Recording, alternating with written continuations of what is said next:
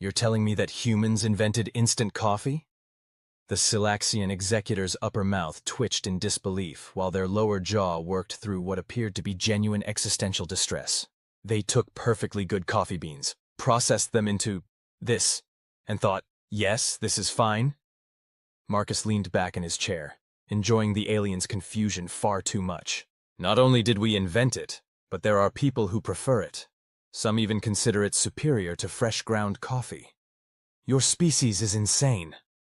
All four of the aliens' eyes blinked in rapid succession. This explains so much about why the Galactic Council marked you for extinction.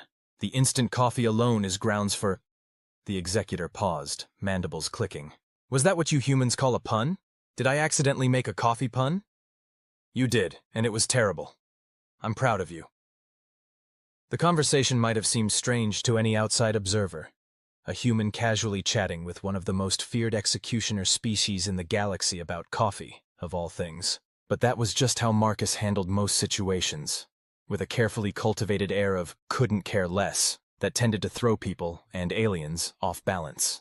The fact that Earth was currently surrounded by a fleet of Silaxian warships didn't seem to bother him much either. Then again, Marcus wasn't exactly your average human representative. His business card, which he'd handed to the thoroughly confused executor upon their first meeting, read simply, Marcus Rivera, Death's Personnel Manager, Human Resources Division.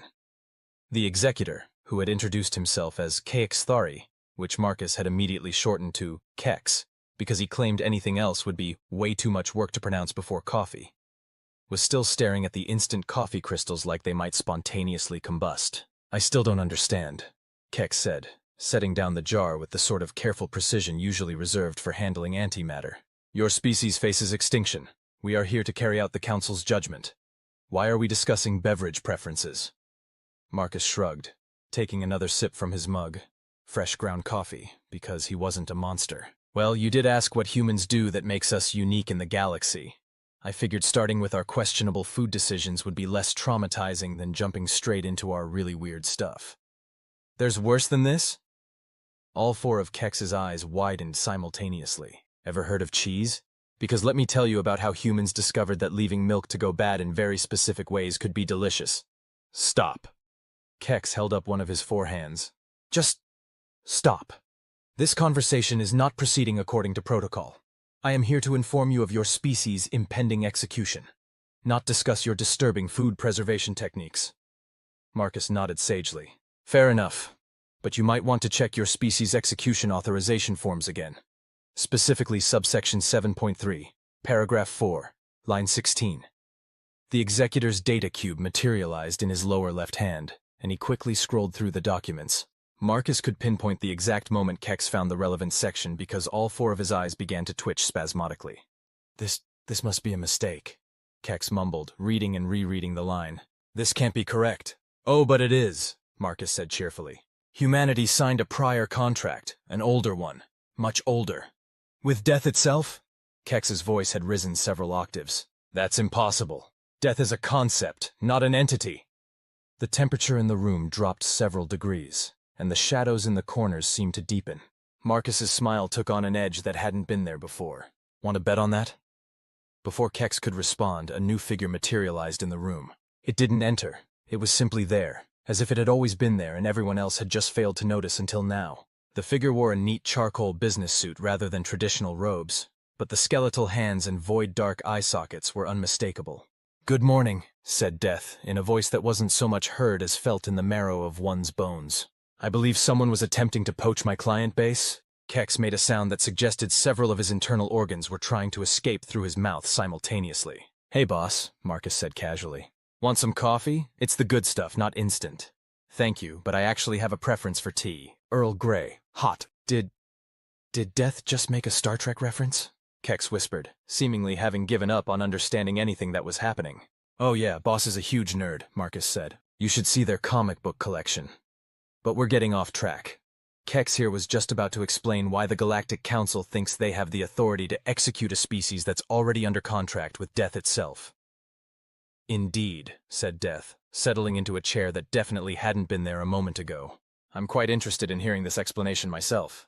Kex looked like he very much wished he'd called in sick to work today.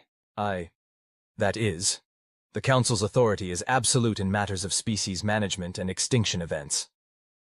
Absolutely adorable, Death commented, somehow managing to sound both amused and terrifying at the same time. But incorrect. You see, I have what you might call universal jurisdiction. Plus, Marcus added helpfully, we've got better benefits. Full dental, great 401k matching, excellent work-life balance. Or work-death balance, I guess, in our case. I don't understand, Keck said weakly. What exactly are you saying? He's saying that humanity doesn't work for the Galactic Council, Marcus explained. We work for death. Have since pretty much the beginning. Why do you think humans are the only species in the galaxy that named constellations after our mythological heroes? We've been helping with the paperwork since we figured out how to write. They're excellent administrators, Death agreed. Very creative with filing systems, and they make death meaningful.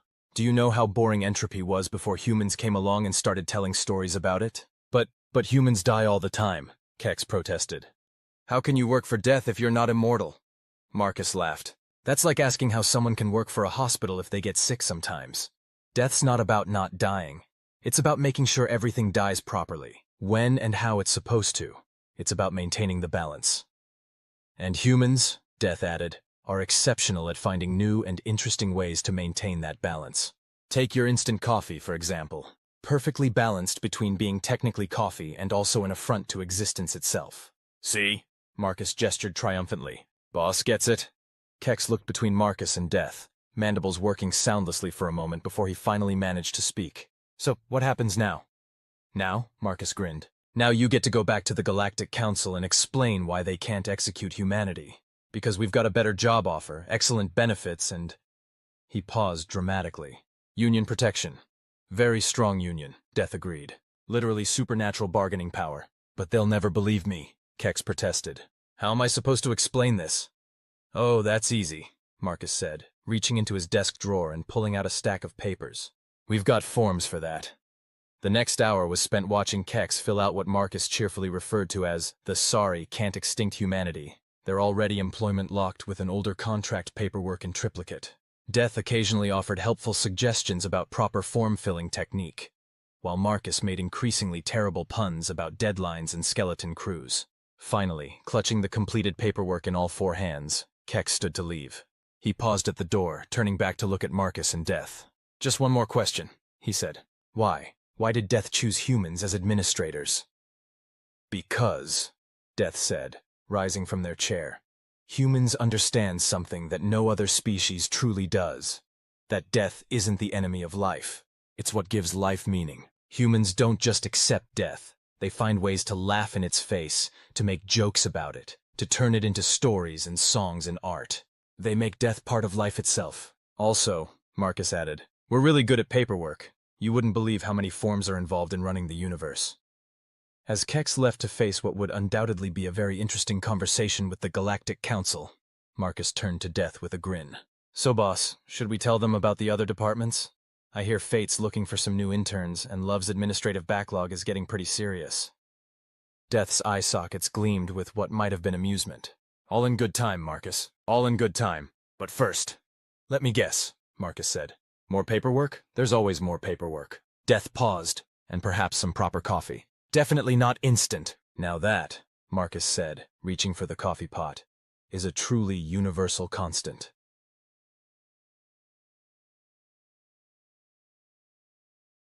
When the Galactic Council received Kex's report, along with the meticulously filled-out paperwork, in triplicate, they did what any sensible bureaucratic organization would do when faced with evidence that they'd accidentally tried to execute the species that handled Death's administrative work. They created a committee to study the situation. The committee, after 6 months of careful deliberation, came to 3 conclusions. 1. Attempting to execute humanity would create more paperwork than anyone was willing to deal with. 2. Death's union protection was indeed supernatural in scope and absolutely ironclad. 3. The humans' filing system was actually quite impressive and perhaps worth studying. In the end, the council did the only thing they could do. They offered humanity a consulting contract to help modernize their own administrative systems. Because if there's one thing bureaucrats across the universe can agree on, it's that good administrative staff is hard to find. And if sometimes, late at night in the council's filing department, The staff claimed to hear the sound of bones clicking on a keyboard and someone making terrible puns about deadlines. Well, that was just part of working with humanity's HR department. After all, death's paperwork waits for no one. 6 months after what the Galactic Council was now referring to as the HR incident, Marcus found himself explaining human concepts to yet another confused alien. This time it was a Veloxy efficiency expert named Zix, who had been assigned to study humanity's administrative systems. "Let me get this straight," Zix said, their crystalline form refracting light in patterns that suggested deep confusion. "You're telling me that humans invented something called a water cooler moment, specifically to be inefficient?" "Not inefficient," Marcus corrected, leaning against said water cooler. "Social. There's a difference. I fail to see it. That's because you're thinking like an efficiency expert, not a humanity expert." Marcus took a sip from his coffee mug, which bore the text, "Dead Tired," with a cute cartoon skeleton sleeping on it. "Tell me, how do your people handle unexpected problems?" "We consult the Standard Operating Procedures Manual, of course." "Uh-huh. And what if the problem isn't in the manual?" "Then we file a request for manual updating procedures and wait for—" Zix stopped, their crystalline structure dimming slightly. "Oh, I see the inefficiency now." "Exactly. Humans? We gossip about it at the water cooler. Someone mentions a weird problem they're having. Someone else remembers seeing something similar last week, and before you know it, you've got an unofficial solution that works until the official one can catch up." "Quite ingenious, really," said Death, materializing next to the water cooler with their own mug. "Reading World's Best Boss. Literally, I checked. I found it reduces paperwork by approximately 23.7%. Zix made a high-pitched sound that suggested their crystalline structure was under stress. Do they always do that? Show up unexpectedly? Yeah, it's kind of their thing." Marcus shrugged. "You get used to it. Besides, Boss has the best office gossip." "Omniscience does have its perks," Death agreed. "Speaking of which," Marcus turned to Death. "Did you hear about what happened in Love's department last week? Apparently, Cupid tried to automate the arrow shooting process." "Oh yes." Death's eye sockets gleamed with what might have been amusement. "Caused quite the stir in Fate's department. Something about probability chains getting tangled." Zix looked between them, their crystalline form flickering rapidly through various colors. This is not how universal forces are supposed to interact." "Says who?" Marcus asked. "The manual?" "Well, yes." "Ah, see, there's your problem. You're still thinking inside the box. Humans? We look at the box and think, hey, that could be a pretty good fort if we add some blankets." "Creativity in the face of cosmic forces," Death nodded approvingly. "It's why I hired them in the first place. That, and they invented chocolate." "Wait." Zix's color shifted to a confused purple. "What does chocolate have to do with cosmic forces?" "Have you ever tried really good chocolate?" Marcus asked. "It's practically a religious experience." "Quite literally in some cases," Death added. "The Aztecs had some fascinating ideas about cacao." Before Zix could process this new information, a memo materialized in front of Death in a puff of smoke. Death read it, somehow managing to convey concern despite having no facial features. "Oh dear. It seems we have a situation." "What kind of situation?" Marcus asked, already reaching for his tablet. "Regular paperwork situation or apocalyptic situation?" "Somewhere in between. Apparently, the Galactic Council's attempt to implement our filing system has created an interdimensional paperwork jam." "That's not supposed to happen, right?" Zix asked nervously. "Depends on your definition of supposed to," Marcus said, already pulling up forms on his tablet. "This is why you don't try to implement new systems without proper training. Boss, we're going to need the D404 forms for dimensional disruption, probably some P13s for paradox prevention." "And perhaps the K99 forms," Death added. Marcus winced. "The Kafkaesque situation resolution forms? That bad?" "They tried to digitize the physical manifestation of bureaucratic frustration without proper containment procedures." "Ah," Marcus nodded sagely. "Yeah, that'll do it. Better add some R1s for reality stabilization while we're at it." Zix watched in fascination as Marcus efficiently pulled up form after form, his fingers flying over the tablet's surface. How are you so calm about this?" This is nothing. You should have seen what happened when we had to help War update their conflict resolution protocols. Now that was a mess, literally and figuratively. But we got it sorted in the end," Death noted proudly. "Marcus even won an award for most innovative use of Form X77, Existential Crisis Management." "The trick," Marcus explained to Zix.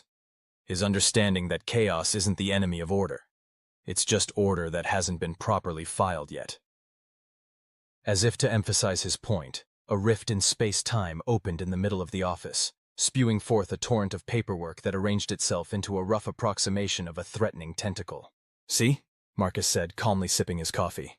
"That's just a standard Class 3 bureaucratic entity. Nothing some properly filed forms can't handle." He turned to Death. "Boss, want to handle the containment while I start on the paperwork?" "Certainly." Death adjusted their tie. "I've been meaning to have a chat with bureaucracy anyway.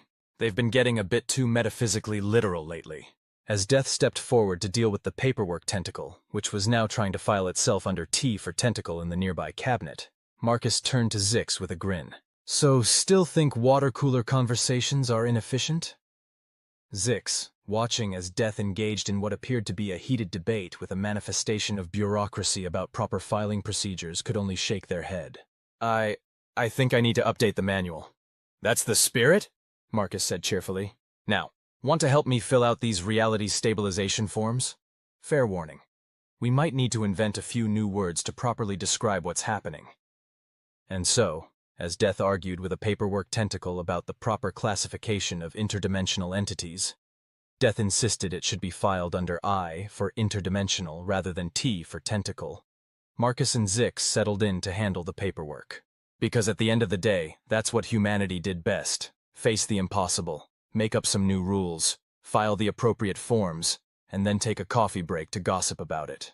It wasn't exactly what the Galactic Council had in mind when they'd sent Zix to study human administrative systems, but it was, perhaps, exactly what they needed to learn. That, and maybe to invest in a better coffee maker. Some things, after all, were universal constants.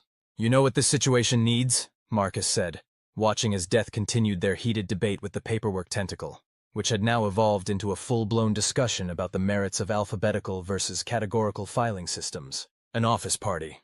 Zix's crystalline form flickered in what Marcus had come to recognize as their equivalent of a double-take. "An office party? During an interdimensional crisis?" "Especially during an interdimensional crisis," Marcus nodded sagely. "See, what we've got here isn't just a paperwork problem. It's a cultural clash. And nothing bridges cultural gaps like horrible office parties with mediocre snacks and awkward small talk." "That's actually quite clever." Death paused their argument with the tentacle long enough to comment. "Bureaucracy has always been partial to proper protocols. Perhaps a formal gathering would help establish new parameters for interdimensional filing."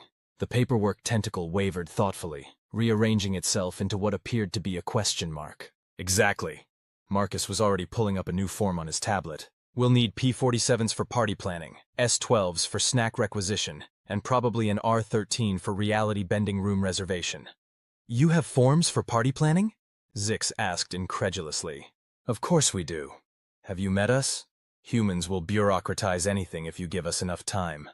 We once created a 27-page document just to standardize the procedure for replacing empty water cooler jugs." "As I recall," Death added, "that document included 3 appendices about proper water cooler gossip protocols." "The appendices were very important," Marcus defended. "You can't just have people gossiping without proper structure. That's how you end up with chaos entities manifesting in the break room." The paperwork tentacle suddenly perked up, reshaping itself into what looked suspiciously like a party hat. "See? Even interdimensional bureaucratic manifestations understand the importance of office parties." Marcus grinned. "Now, who wants to help me fill out the D23 form for dimensional decoration standards?" 2 hours later, the office had been transformed. Streamers made of quantum-stable probability chains hung from the ceiling. A punch bowl filled with what Marcus assured everyone was mostly normal punch sat on a table. The slight glow and occasional ripple in space-time around it was totally normal for office party punch. And a playlist of music that somehow managed to be simultaneously from all possible dimensions played softly in the background. Death had changed into a slightly more festive business suit. It had tiny skull cufflinks, and the paperwork tentacle had fashioned itself into various party decorations, occasionally shifting between forms when it thought no one was looking. "I still don't understand," Zix said, watching as more interdimensional entities began arriving through various portals, rifts, and one particularly ambitious entrance through the coffee maker. "How is this solving our filing system crisis?"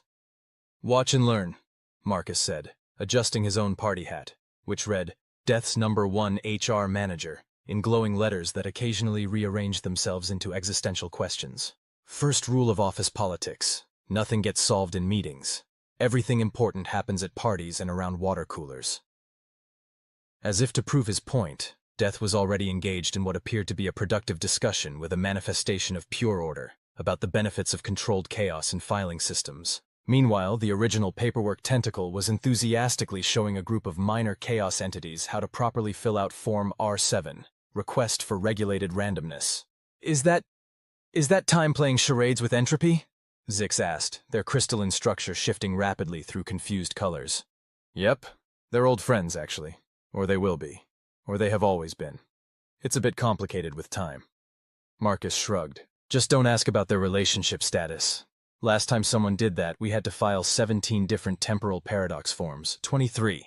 If you count the alternate timelines, Death corrected, passing by with a plate of cookies that seemed to exist in multiple states simultaneously. Right, sorry. Time paperwork always gives me a headache.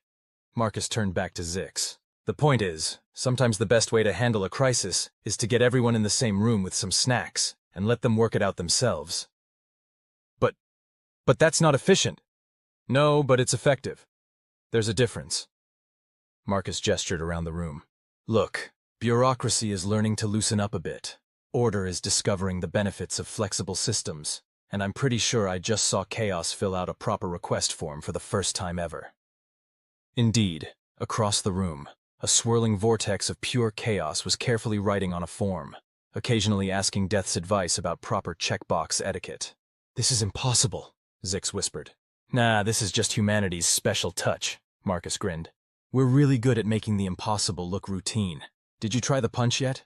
It's got a little bit of everything, literally. I think someone from Quantum's department helped mix it. Before Zix could respond, an alarm sounded. Not a harsh emergency alarm, but more of a gentle reminder chime. Perfect timing, Marcus checked his watch. Okay, everyone, time for the team-building exercise! Will it be Trust Falls again? Death asked, somehow managing to sound both resigned and amused. Last time, Gravity took it rather personally. Nah, I thought we'd try something new. Anyone up for interdimensional charades? The resulting chaos was, as Marcus later noted in his official report, exactly the right kind of chaos. Bureaucratic entities learned to loosen up.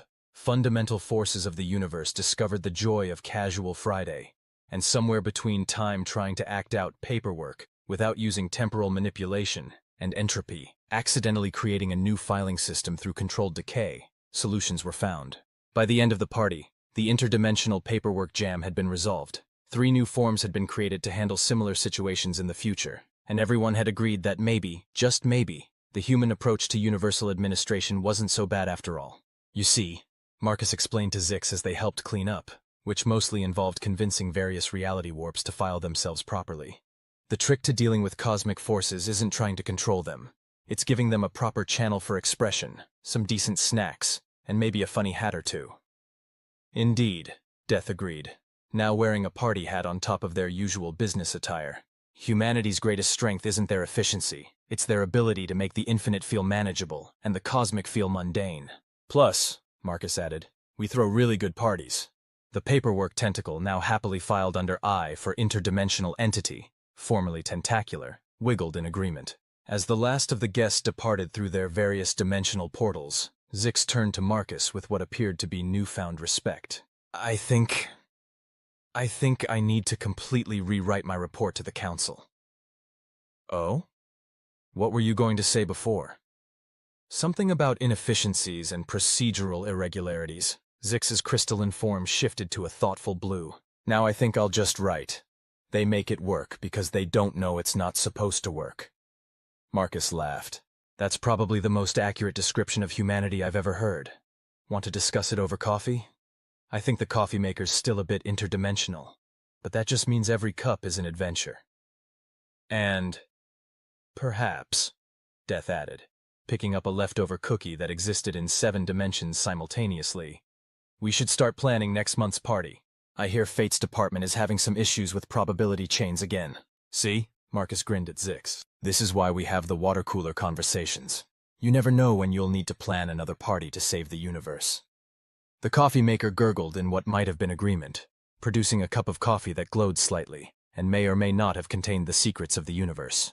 Just another day in Death's HR department. It's that time of year again, Marcus announced, staring at his calendar with the kind of resignation usually reserved for people facing eldritch horrors, which, given his line of work, was a surprisingly frequent occurrence. What time?